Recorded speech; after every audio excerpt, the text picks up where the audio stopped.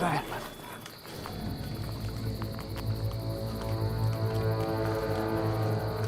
Yun, doon. Oh, ipatay yun. Nakikilala niyo ba yun? Sumalakay na naman siya!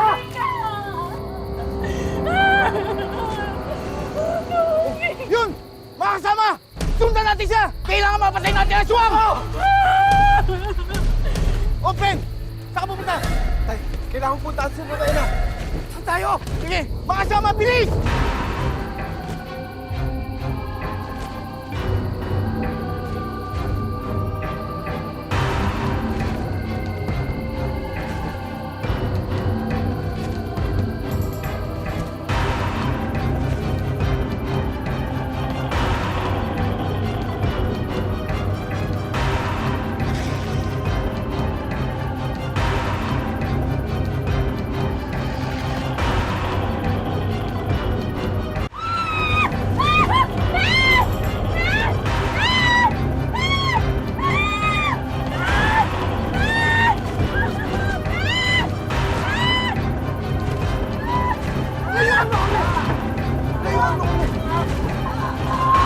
Hindi mo mausap doon namin! Hindi mo yung...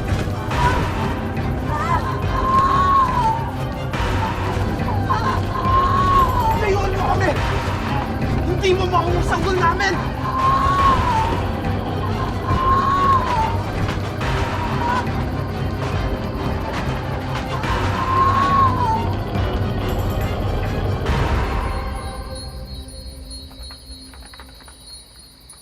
Mahaba po yung buhok nun. Kalahati lang, ano? Kalahati lang. Tapos Wala yung yung dito. pakpak niya talaga, yung Wala. nakita ko talagang takot na takot pa ako nun. Akala ko makukunan pa ako. Tawag doon, manananggal. Kasi yung pinto lang po, yung ano lang po na anahaw lang po eh. Talagang kulang na lang po, gibain niya yung pintuan namin. Talagang maririnig po yung huni niya saka yung pagaspas ng pakpak niya. Tapos takot na takot po ako nun. Tapos dito po, sa galit niya, kinuha po niya yung itak niya. Yun po, tinusok-tusok niya dun sa dingding.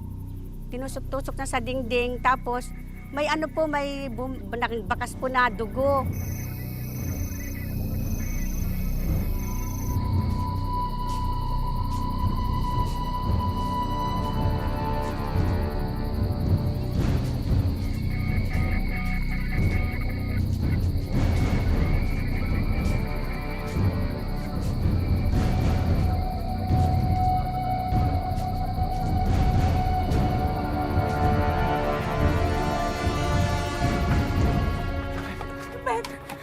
Okay na tayo. Napuruhan ko na yung aswang. Manahimik na tayo dito.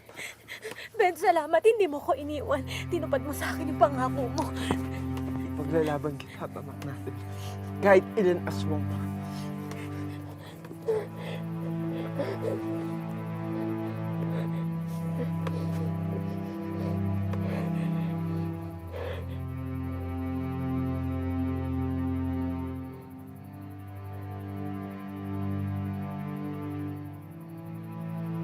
Ang wakas ng pag-ibig ay kahit anong hirap na talagang tiniis namin, nagmamahalan kami.